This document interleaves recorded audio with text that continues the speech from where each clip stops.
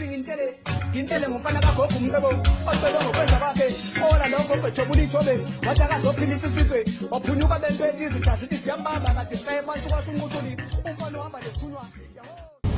Nginibingelela babukela emakhaya igama lami uSimnikwe njengoba ngila ngizo-introduce into entsha engiqeda kuyiqala nomkhulu nje ngasikudala kodwa hey ngincengile yazi ngincengela nina phela bokho kunamakehla ngoba ekugcineni phela kumele sijabule yabo nanikwazi ukuthi ngixhumane nomkhulu kodwa ke ngingasachazanga kakhulu ukuthi yini kanjani izosebenza kanjani ngizodedela umkhulu anichazele umkhulu cela babingelele mase yabachazela.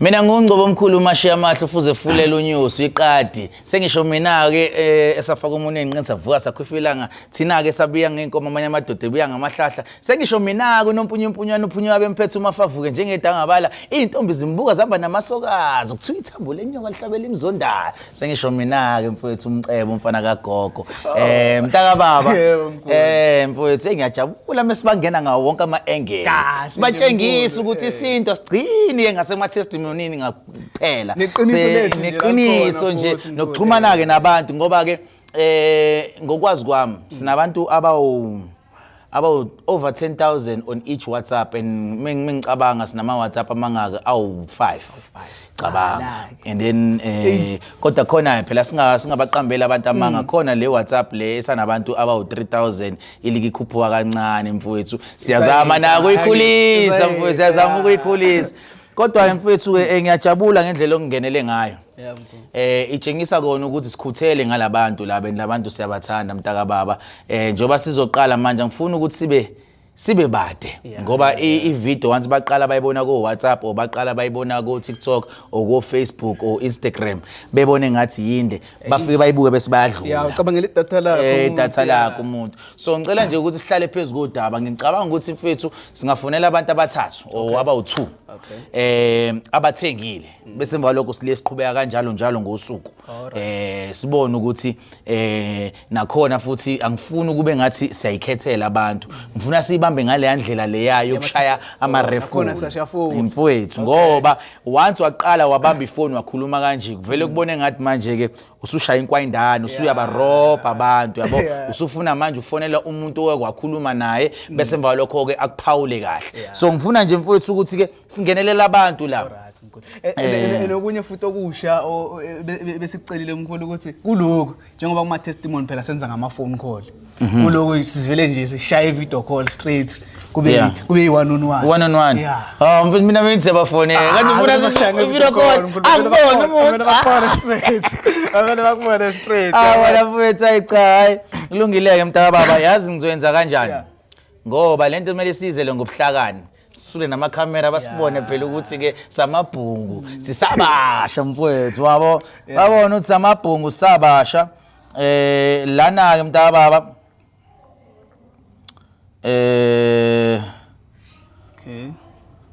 sizofonela noma umuphi umuntu la ngithi senze njani sishefule kanje iyanyakaza noma iphathile ungangena nje noma ikuphi la othengile othi imbone ukuthi ke uzosibona yini sibeke la okhambeni ukhamba lifuza imbizi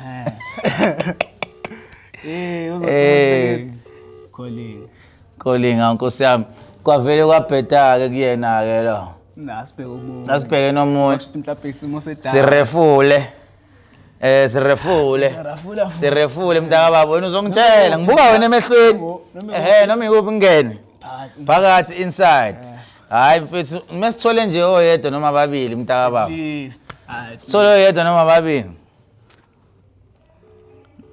kanti labantu ngamathathu uJanuary ngathi uJanuary andilena asikwazi ukudlala indaba ukuthi sizobafonela mhlambe ngelentuzana sizobafonela nge-straight call ngoba ayikwazi ukwenza ilentuze video call phakathi inside unenhlanhla ke lo vele uthathwa fast khona somthola wathi imbothi izoringa ine yakhe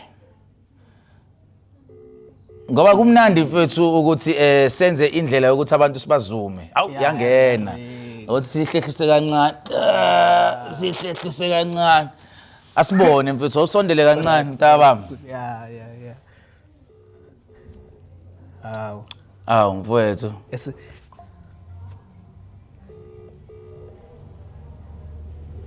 uyobuya sekabuya nkosi Nkosi yami. Mfowethu. Sesize kamnandi kanje kodwa mfowethu awuthi siboneke omunye ke. Bese ke mva lapho ke sithi refull. Sithi refull noma ikuphi la? Part inside mfowethu uthi siboneke. Awayibona inyanga excited kanje. Phela ufuna ukulashwa umuntu ohleze happy mfowethu. Ungathi uthi uza nenkinga nawe unenkinga umuntu. Inkinga kanasikhathayo futhi. Uthi siboneke ukuthi ihamba kanjani le. Mfowethu labantu mfowethu. Yini noma basaba i-video call. Ngizwa uvidoralizwa inyanga.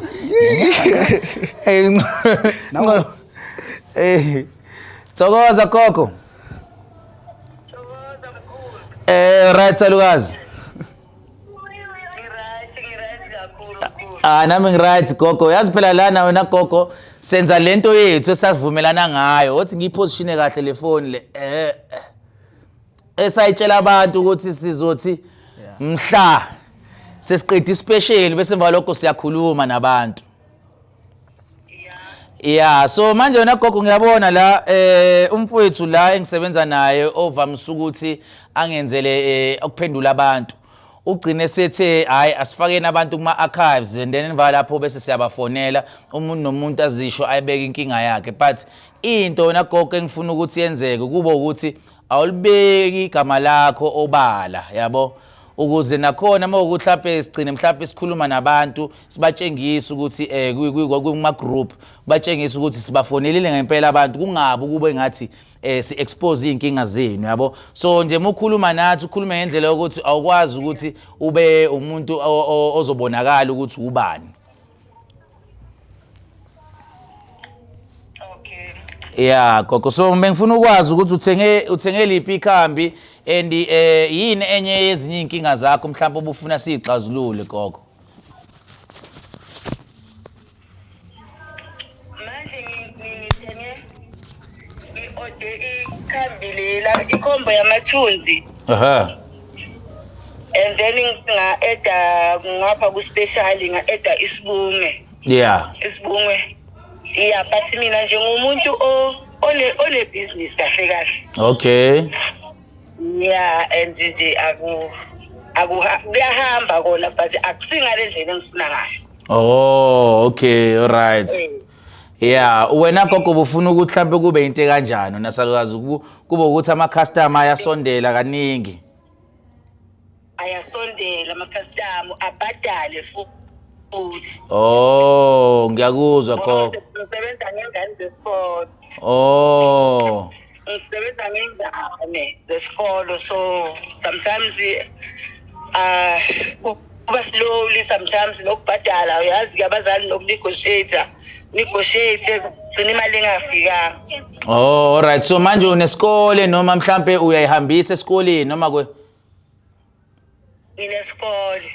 Gogo, hey, women in power. Siyakubongela salukazi, siyakubongela. Yazi ke gogo ke engizokusho mina ngokunderstanda kwami esimeni sokuthi ke uzihlambulule. Iyona into ebaluleke kakhulu ngoba ngiyabona ukuthi uthengele khombo ka500 but isiwasheni sami lesama blesser isona gogo engingasirecommenda kakhulu when it comes to izinto zemali. Ngiya understand ukuthi ngithi ama blesser ngibambe emoyeni ngiyeza ukuthi nakhona umuntu independent nje usuchazile yabo. Kodwa mengithi sama blesser ngisho ukuthi phela ke sesokwenza ukuthi uthambe uyothola ama blesser kona kuyakusiza ekutheni mhlawumbe uba wasekhaya osuku naye nijabule, but sikusiza kakhulu wena umuntu ophumayo uhamba uyozamazama uthola izinto yabo. So ukuze sizokwazi ukusebenza kahle lesi siwasho kuba ukuthi wena gogo umuntu esikuthola uhlambululekile ngoba sinentando, sinovela bahleke, sinomkhanya kude yabo, sinento eziningi gogo Roseline nje zonke izinto eziningi wena gogo ezikwazi ukudonsa inhlanhla emhlophe, amanzi amhlophe yabo, kunanamanye amafutha futhi engiwafakayo ngaphakathi. Ingakho wena gogo ngithi washweni iwasho aziyiswe emlomeni ngoba kunezilwane ezithize engifaka amafuthazi engazi kahle ukuthi ezenhlanhla.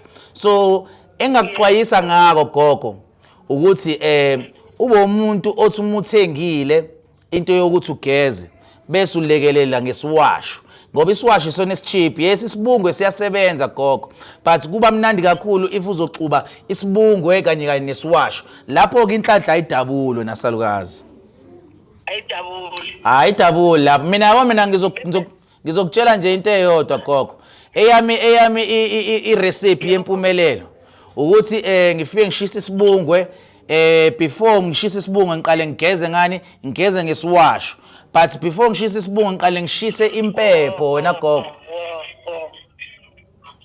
yeah so ngiqale ngishise impepho ngicele ukuthi lezi inkamba zingisebenzele kanjani njengomuntu wesilisako okwaziyo ukuthi abe semsama ashisa impepho ngiyakwazi ukuthi ngishise impepho mhlawumbe ngishise le yasemanzini noma leyo mdawo kodwa ke wena umuntu wesifazane ngiyazi ukuthi kuphela kunabanye abantu uthola ukuthi basakhona ekhaya okumele kube ibona abashisayo emsamo wena ungashisa amakhandlela wena gogo uphinde futhi ushise impepho emhlophe ngoba impepho emhlophe kakhulukazi impepho yamawele impepho yenhlanhla yabo ayihlangene kakhulu nezinto zedlozi impepho yokudonsa so if uzoshisa impepho uzocela idlozi lakho ukuthi lihlale phezulu kwalezi inkambo oyisebenzisayo bese emva lapho uzophinda ucele futhi wena gogo ukuthi lesi sibungwe lesi idlozi lakho njengoba selisondele asikusebenzele ngayiphi indlela bese uyabika wena gogo ukuthi ufuna kube nje bese emva lapho ke wena salukazi uba umuntu ke wena gogo ke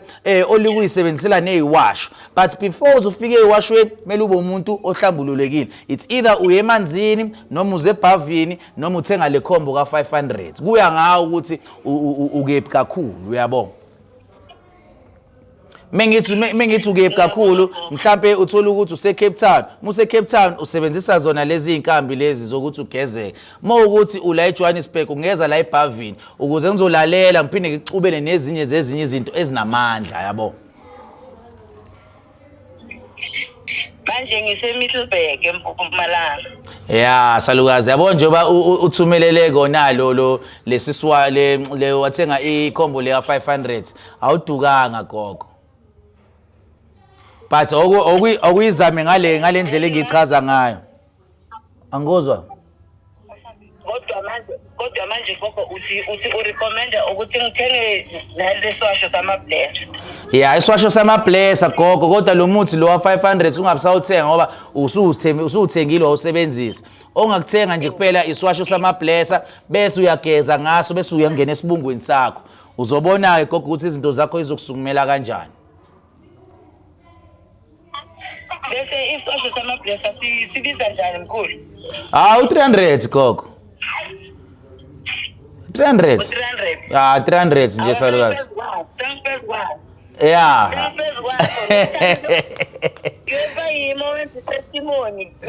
kule uyibambe nje ngaleyo khombo leyo ngoba usugezile usumuntu ogezile ayikho inkinga vele nje uthi siwasho bese emva lokho uthi sibungwe sakho ubize futhi abantu ngamagama ngoba usungathakatheli okubi mubiza amagama ukuthi bazokunikeza into oyifunayo usuke ubikele ukuthi ke bakwazi ukusukuma nalabo bekhona labo bantu bakwazi ukuthi bazokuvulela leyo nto ofuna ukuthi bakuvulela sengikhuluma ngabantu owenza nabo ama deal sengikhuluma ngama customer akho sengikhuluma kunama customer ama regular owazi kahle ukuthi wona like kungenisela isinko uyawabiza nje ngegama gogo ngoba usungawabizele ekutheni mhlambe impilo yabo iguquka ibe yimbi usukubabizele ekutheni ukwazi ukuqhubeka ukusebenzisana nabo as long uzobaphatha kahle wena ntombendala yabo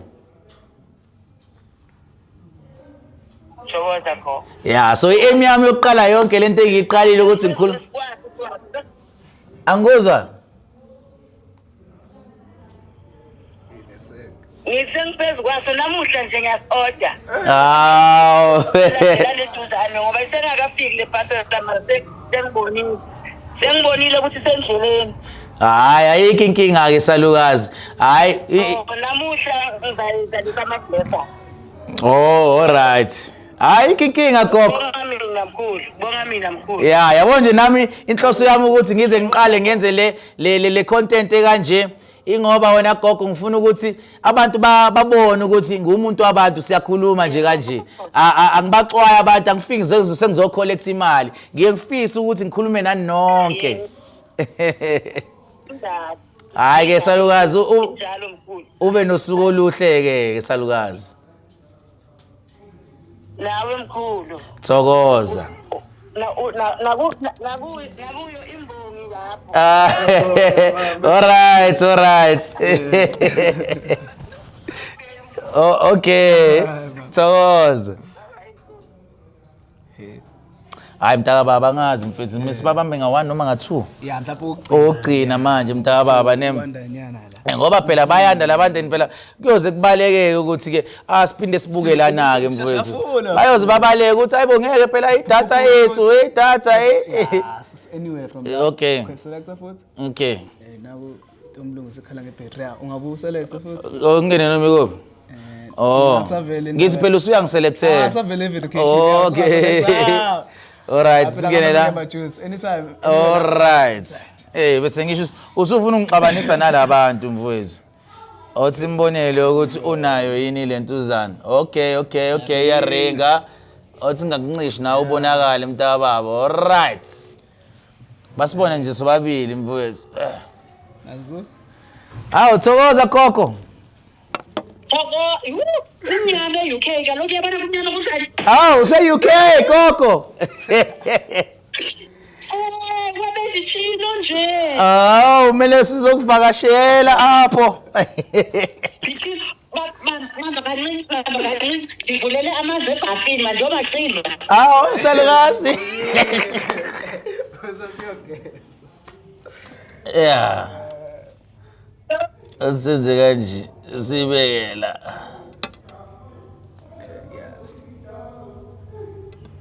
Waleseza nje. All right. Use UK.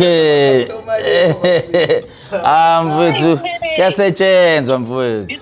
Wathenga liphi ikhambi njengoba sibona nje ukuthi sik-archivile and manje wena gogo ngifuna ukwazi ukuthi iziphi ezinye ezinye inkinga obufuna ukungitshela zona mhlambe ngikwazi ukuthi ngixazululele zona mhlambe ngenkulumo ngixwayise ukuthi singaya kuphi nakuphi but ngifuna ungalisha igama lakho gogo ngoba ngifuna ukuthi ke kube ngathi ngiexpose ama customer ami yabo. Okay. I don't know mkhulu ukuthi ndathenga I know ukuthi ndathenga but zavele zafika zonke at one go. So andayazi ukuthi ebendiyithenge on which day yeyiphi ebendiyithenge on, so that's where the confusion is. Yeah. Andiyazi ukuthi ndathenga ntoni nini and yeyiphi. Uyabona eziya ngidibanisile ndandithenge 9 packets. 9 then order 9. Hey wena kuku irregular phela wena salukazi. Regular customer. Regular customer. Manje wenzani e-UK gogo? Ndizozama impilo. Oh, uvakashini noma uhlala khona? No, ndihlala apha. Hawu, salukazi. It's just that sibaningi because at the time in the order ndathi ndizoba South Africa ngo-December, so ngicela ningaposi nipose at one go. And I must say mkhulu, your assistant is very efficient. I don't know who he is, I don't know who she is, but that person assistayo very efficient. Hayi ke sisebezothola ama bonus. Sisebezothola ama bonus gogo. No, ngicela nganikwe ibonus onyuselwe. Ibonus ngu-one time, ngicela onyuselwe. Wayiqeda ke iphakethe lami ke gogo. Bakulalele la. Hayi kule. Mkhulu inkinga endinayo. Umshado wami uyaphela. Ukuthi silwa sibangani. Yeah. Even my husband cannot tell you ukuthi sibangani. Akunantombazana, akunalutho but nje akukho right. Yeah. And kususpectayo ukuthi umyeni wami wayenengane komnye usisi akamshada. Washada omunye. Because I refused ukushada naye because I didn't want to come to the UK at the time. Right? Because at the time bendise like bensonyuka kwi-career bendisebenza eparlament, so nditravelisha all around the world. So ndanqaba ukuza e-UK waphela umyeni amethatha another girl engeyiyo le binabantwana nayo yanomntwana oyi-1 wabe seyadivorsa because ebesoloko efuna ukutshata mna. So I want to believe ukuthi because they are both from the same country, umyenami ngumNdebele ngwaseZimbabwe. So because they are both from the same country, omama bengane bahlangene ngam bayachitha. That is my suspicion. I cannot be sure because akuthiwa umyeni uyajola uyasela uyashaya lutho mkhulu ngaze nibe ngikhuluma kabi ngaye lutho but asihlangani nje. As a result ndimove out because he asked me to move out, so ndamove out. But ukuthi sibangani awazi ndaya kangezakho mkhulu. Yeah, no ngiyakuzwa gogo. That's why. Yeah, ngiyakuzwa. Yeah. Ndibanga apply ngine degrees mkhulu ana degree 1. Ngine degrees ndibanga apply lutho. Lutho. Then kube ne back in the years endandisebenza eParliament, I bought a house. It's just that in Cape Town mhlawumbe uzongayazi. I bought a house in Milnerton. Then from Milnerton ndathenga a second one. But when I bought this second one, I couldn't qualify to buy the second one without selling that one. Okay. So I had to partner with my sister. So the partner no sister wam. So indidalela inkinga usister wam siyalwa ngalendlu akuna lutho lakhe, is just i-signature nje yakhe but siyalwa. Yes, siyalwa kunezikhathi nje singakhulumisani ukuthi kuvele kuvukeni kuye indlu yakho ine signature yami ndingazi ukuthi kufanele ukuthi indlu yakhe are supposed to be completing ibond apha ku 2027. So in the next 18 months ngizobe ngiyayiqeda ibond.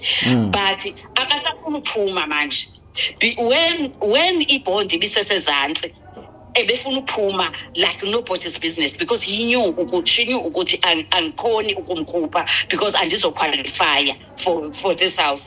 Now that uyabona ukuthi ndise UK ndiyazama here and there, so ndiyayibhatala indlu ndiyayirentisa yonke lonto le and it's close to finishing. Now akasafuna ukuphuma. Uyabona?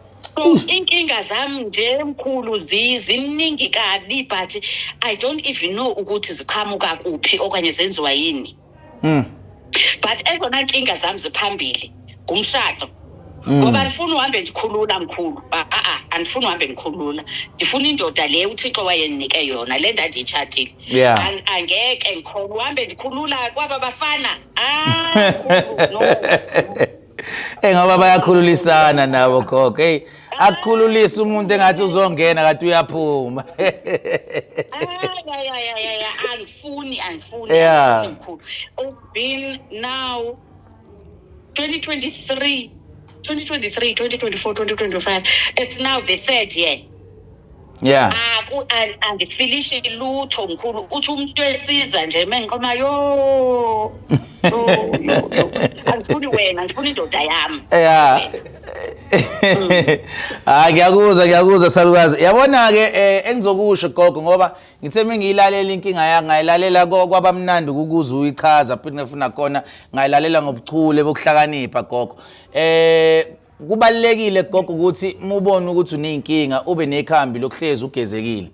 Ube umuntu oqumayo phalaze yabo ususe bonke ubumnyama bese wena salukazi ngoba uyabona ukuthi usikahle kunabantu abakuhlasela ngoba abantu mebekuhlasela gogo ukuthi abantu bomndeni bayazi ngisho nanamathuna la engakhona abantu bomndeni bazi ngisho nanensila yakho la engakhona ungabona engathi mhlambe la inhliziyo yakhe ikhona ubone engathi mhlambe uyacindezeleka kanti wena salukazi ucindezela ukuthi kunabantu abaziyo abashana nezifungo ngoba if uzofungela umuntu owugazi kuwena kunezinto ezophambana so kubalekile ukuthi usuqeda ukugeza ngathi ungabuye ube umuntu othola futhi indlela yokuthi ke ugcaba uqiniswe wena salukazi yabo ngoba if ungaqinanga wena gogo imoya nezifungo neziqalekiso eziyobeka phezulu kwegama lakho ziyohamba negazi lakho kanti kufuneka ngabe ehamba nalezi izilwane oyobuyi ozifakile ngaphezulu emzimbeni wakho. Mengikhuluma ngezilwane angikhulumi ngezilwane wena gogo ezofika ibhidlize, ngikhuluma ngezilwane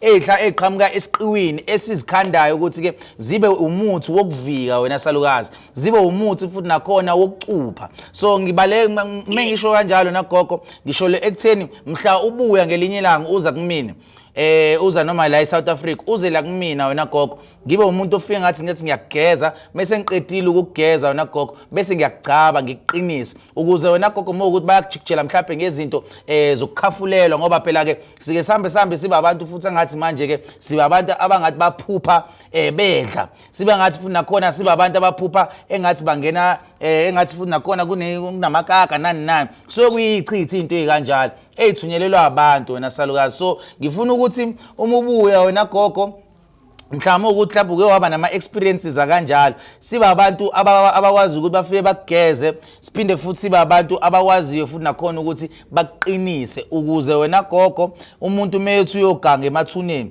noma ethi usebenzisa insila yakho noma ethi yabo ushaya namagceke ohlala kona ngoba ukhumbule phela ukuthi insila kusho ukuthi kumele kuze kutholakala into oyigqokayo la wake wanyathela khona iyakwazi ukuthi ithathe inhlabathi ihambe iyosetshenzwa wena salukazi bese emva lokho uzibone ngathi into zakho ayisahambi zimile ndawonye wena salukazi ngenxa yokuthini ngenxa yokuthi kusetshenzwe inhlabathi owawugida uhamba phezulu kwayo wena salukazi uyezwa ijulile moslewe ngithi ngikhuluma ngeinkambi gogo la hayi ngoba ngikuhlolela ngikhuluma ngezinto ezama possibility ngoba ngikhuluma ngendlela yokugedla wena salukazi yabo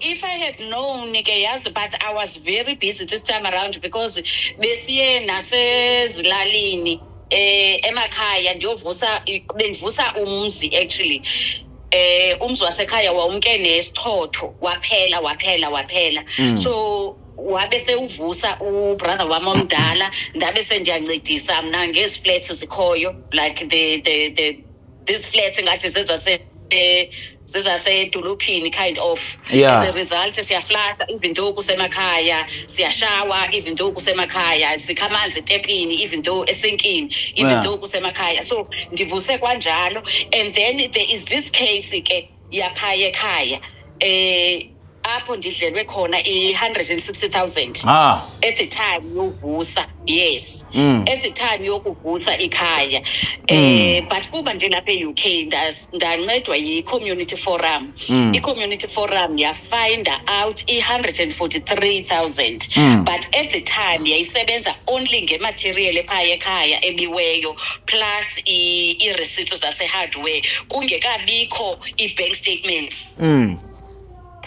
but after kufike i-bank statements kwaye kwacaca ukuthi it's not even 143,000 it's 160,000 and something so kunalo case ke ngoku ese-court and ke ngoku ndilapha e-UK bendihlile ngo-December thinking that inoba between i-first week ka-December and i-15 or i-first week ka-January and i-15 because nge-first week ka-December bese ndisekhaya then ndibuye apha e-UK nge-17 which is Saturday the Saturday esisuka kuyo it's not even a week ndibuyile so I was hoping into yobana izaba se-court at that time so I don't know ke ngoku ukuthi kuza kwenzekani and kuzawufuneka mna ndenzeni and what is it that I can do even if I'm here so that imali ikwazi ugweba kahle stuff like that hayi wena gogo ngiyakuzwa wena salukazi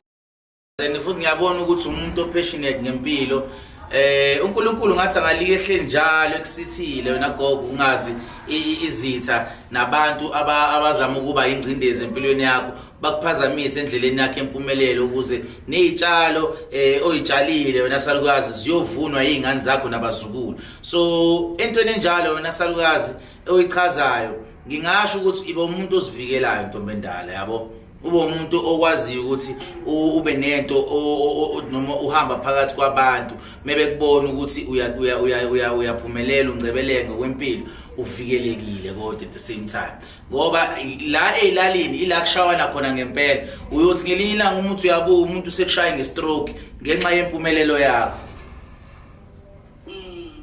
challenge enkulu ukuvikeleka here in the UK, there's no one like that. Enokwazi ukuthi ngizoya kuye avikele. If I am not in Africa, then kuphandle. Yeah, hayi kuleka gogo wena mufika nje la eSouth Africa ungasiwaste isikhathi uorder amaphasela ami ukuthi mhlawumbe ukwazi ukufinyelela kumina. Kanti ukwazi ukufinyelela kumina ngaba ngcono kakhulu ngoba sesize sabonana na kanje. Sengiyokukhumbula ngisho ukuthi awu nangi lokho ke engangikhuluma naye asihlale phezulu komsebenzi ke gogo. Ngikwenzela into engasukumi phansi. Yeah.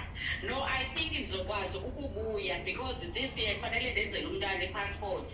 He's going to Paris for January, February. Yeah. Kufanele ndikhokhe imali ze-plane neze-accommodation and stuff like that. So I don't think ndizobuya this year. One, andikabi namsebenzi. Two, I have this responsibility ubhatalela umntwana because uhamba nesikolo. Oh, usafunda ufunda kuphi high school? Up to high school, yes. Oh, okay, all right gogo. Yes. So yeah, I think it's over next year because uma ngibuya next year ufanele bese ndisenza izinto ecourt for ukukhupha igama likasister wami stuff like that. So I think that's the time enokwazi ukuza kuwe, but I'll drop you a message kwamsinya. Ngitsho ukuthi I'm the one of the UK, I'm coming to South Africa, so that maybe ubukha ndibhukhe iflight ebheke eJoburg ndingabhukhi eCape Town ndiqale kuwe and then bese ndisiye eCape Town ke ngosendisuka kuwe. All right gogo. Hayi ayikho inkinga gogo. Hayi usuyoba nosuku oluhle ntombi endala yezwa. All right, enkosi kakhulu bemkhulu ndiyavuyisisa nawe. Thokoza gogo thokoza. Ungane bani ukonyusela u-assistant. Wangiqhatha ke gogo. Hayi kulungile. Bye. Bye. Hayi mfowethu ngiyacabanga ukuthi hayi mntaka baba sibambe ngalendlela leyo ukuthi ke sivale mntaka baba ithi ngikulungise la mntaka baba uyazi phela mfowethu owakwethu wena yabo noma ngiqondise kahle ngoba phela ungisizile ukuthi ama customer akwazi ukungizwa mfowethu. Yeah, so okunye nokunye mfowethu sebeyokuthola mase bese WhatsApp lapha ngicabanga ukuthi ke mfowethu sivale mntaka baba abantu sebeyikhulumelile sakwazi ukuzwa nezinkinga zabo. So if nomuntu umethengile kule special angaba nenhlanhla ukuthi mesenze irefull simfakile kuma archives akwazi ukuthi akhulume nathi kanje sizwe izinkinga nezindaba abantu ababhekene nazo mntaka baba. Uningi kwazi ba sasa singakhetha wena kodwa ke mkhulu sivale ngiyacela ni like and share and subscribe kodwa ngikhohle mphumi ngithanda ukuthi njalo sibakhumbuze ukuthi usebenzela kuphi kanjani yabo just in case unomuntu oqala ukusport. Oh, so mina ngisebhara mall opposite ama towers eMadam Teresa phakathi mall kunesigodlo sami bokukhona amakhehla nyanga yokuqala elapha phakathi emall. But anyways bokukhona amakhehla engizokusho ke ukuthi kulabo abasuke bethengile uyakwazi ukuthi uthole iphasela lakho uma ufika la qathatha uzoyicollect uzofica nje usikuhleli kanje ufike uzohlala phansi nawe bese uyanikezwa. Uma ukuthi futhi nakhona uhlali la eJohannesburg umuntu waseDurban, Cape Town, PE, Port Elizabeth njalo Kimberley uyakwazi ukuthi senze njani sikuposele ngakaphepha sisebenzisa iphepha la ekhaya. Ngiyacabanga ukuthi akukho okunye mfowethu engakusho ngaphandle kwalokho. Injalo nje ayishintshi ihlangane okuzayo. Thokoza.